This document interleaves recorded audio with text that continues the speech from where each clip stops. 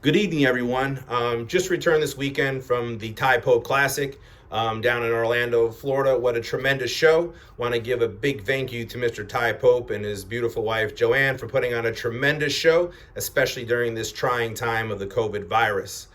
For the second straight year, I've had the privilege of being the title sponsor, and this year we did a Q&A with the audience. Got a lot of good response, a lot of good questions. A lot of people came back to the booth and asked individual questions.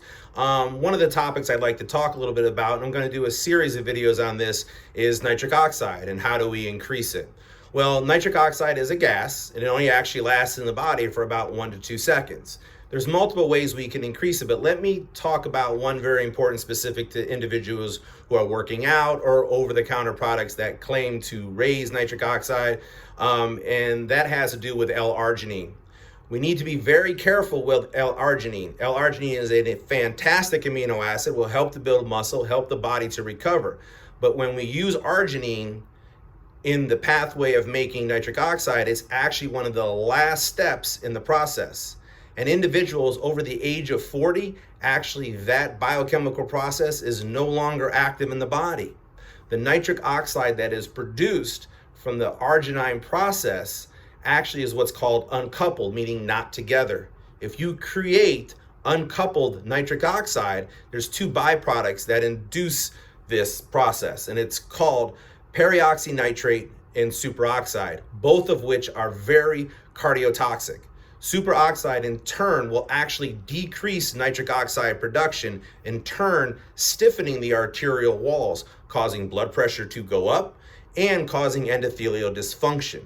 So we need to be very careful in products that we're taking either that claim to increase nitric oxide production, help with erectile dysfunction, or help with those great pumps before we work out. Another fascinating process on arginine is the fact that in the human body, the average of L-arginine is between 80 to 120 millimoles per liter. It actually never drops lower than 60 millimoles per liter. And in all actuality, to create nitric oxide in the body, you only need 3 millimoles per liter, which is amazing because the body never goes lower than that. So you always have enough L-arginine in the body to make nitric oxide. So we need to be very careful in products that we choose.